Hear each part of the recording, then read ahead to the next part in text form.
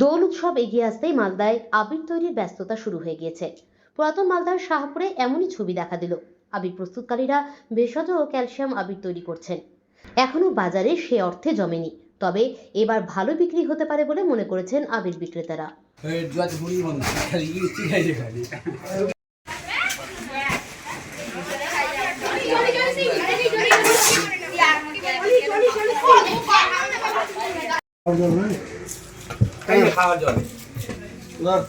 টাকায় উঠাই নিয়ে পাবে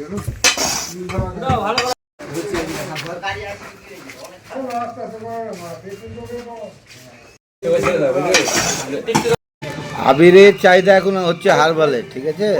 হারবালই আমাদের এখন বেশি চলছে, আর আমরা কিছু করছি ক্যালসিয়াম আবির, পেনশকের আবির। এটার চাহিদা ভালো আছে, এটা তো কোনো ক্ষতিও নাই এবং আমাদের নিজের হাতের তৈরি, কোনো এর মধ্যে ফালতু জিনিসও দেওয়া নেই, সেন্ট আর রং দিয়ে তৈরি করছি। এবছর কত পরিমাণে আবির বানাচ্ছেন? এবার করবো 8-10 টন করবো। আগের বছর তুলনায় এবছর বাড়িয়েছেন? না, এটা কমিয়ে দিয়েছি, কারণ আমাদের হারবালের আবিরটা বেশি বিক্রি, তো এবার হারবালের আবিরটাই বেশি তুলেছে। এখন তো বাজার ঠিক জমেনি।